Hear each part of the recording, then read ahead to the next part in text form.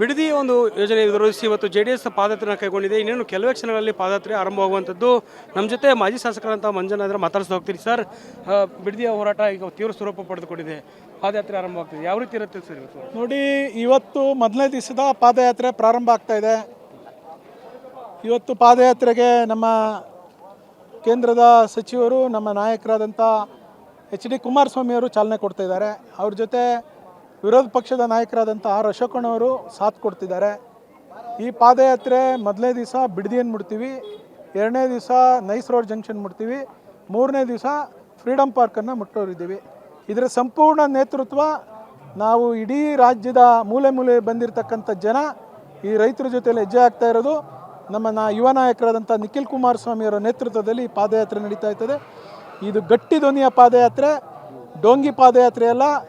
ಈ ಪಾದಯಾತ್ರೆಗೆ ಶಕ್ತಿ ಇದೆ, ಸಾಮರ್ಥ್ಯ ಇದೆ. ಒಂದು ಸರ್ಕಾರವನ್ನು ಎದುರಿಸುವಂಥ ಸಂಪೂರ್ಣ ಶಕ್ತಿಯುತವಾದಂಥ ಪಾದಯಾತ್ರೆ ಇದೆ. ಸರ್ಕಾರ ಈಗ ಸಮಿತಿಯನ್ನು ರಚನೆ ಮಾಡಿದೆ. ನ್ಯಾಯಮೂರ್ತಿ ಗುಹಾನಂದನಾಥನ್ ಅವರ ಜೊತೆಗೆ ಒಂದಿಷ್ಟು ನಿವೃತ್ತ ಅಧಿಕಾರಿಗಳನ್ನ ಸೇರಿಸಿ ಸಮಿತಿ ರಚನೆ ಮಾಡಿದೆ. 30 ದಿನಗಳಲ್ಲಿ ನಾವು ವರದಿ ಪರಿಶೀಲನೆ ಮಾಡ್ತೀವಿ, ವಿಶ್ಲೇಷಣೆ ಮಾಡ್ತೀವಿ ಅಂತ ಹೇಳ್ತಾರೆ CM. ನೋಡ್ರಿ, ಮುಖ್ಯಮಂತ್ರಿಗಳು ಇದೇ ಜಿಲ್ಲೆಯವರು. ಅವರು ಅಭಿಪ್ರಾಯ ಕೇಳಬೇಕು ಅಂದರೆ ಯಾರೋ ಬಂದು ಅಭಿಪ್ರಾಯ ಕೇಳಬೇಕಾ?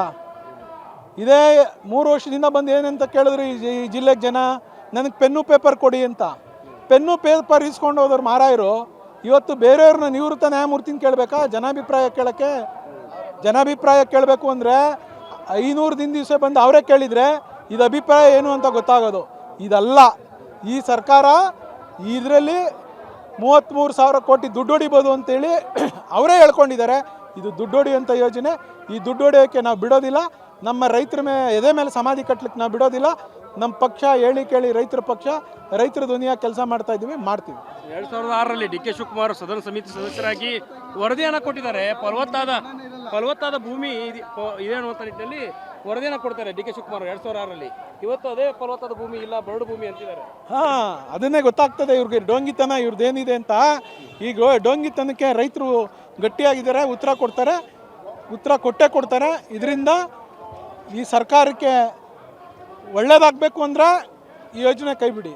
ಇಲ್ಲ, ಈ ಸರ್ಕಾರ ಇದರಿಂದ ಪತನ ಆದರೂ ಪರವಾಗಿಲ್ಲ, ನಾವು ಗಟ್ಟಿ ಹಿಡಿತೀವಿ ಅಂದರೆ ನಿಮ್ಮ ಹಣೆ ಬರ ನಾವೇನು ಮಾಡೋಕ್ಕಾಗಲ್ಲ. ಯೋಜನೆ ಮಾಡೇ ಮಾಡ್ತೀವಿ ಅಂತಿದ್ದಾರೆ. ಅವ್ರಿಗೇನು ಎಚ್ಚರಿಕೆ ಕೊಡ್ತೀವಿ? ರೈತರ ಸಮಾಧಿ ಮೇಲೆ ನೀವು ಸೌಧ ಕಟ್ಟಬೇಕು ಅಂತ ಒಟ್ಟಂಥ ಬಂಡ ಜನಕ್ಕೆ ನಾವೇನು ಉತ್ತರ ಕೊಡೋಕ್ಕಾಗ್ತದೆ?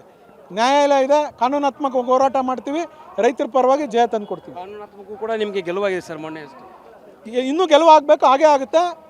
ನಾವು ಈ ಹೋರಾಟ ಪ್ರತಿಯೊಬ್ಬ ರೈತರು ಕೂಡ ಕಾನೂನಾತ್ಮಕ ಹೋರಾಟ ಮಾಡ್ತೀವಿ ಅಂತ ಹೊರಟಿದ್ದಾರೆ, ಆಗುತ್ತೆ, ಮಾಡೇ ಮಾಡ್ತೀವಿ. BJP ಬೆಂಬಲ ಕೊಟ್ಟಿದೆ. ಕೊನೆಯ ಪ್ರಶ್ನೆ ಸರ್, ಕೊನೆಯ ಪ್ರಶ್ನೆ. BJP ಕೂಡ ಬೆಂಬಲ ಕೊಟ್ಟಿದೆ. BJPಯವರು ಬೆಂಬಲ ಕೊಟ್ಟಿದ್ದಾರೆ.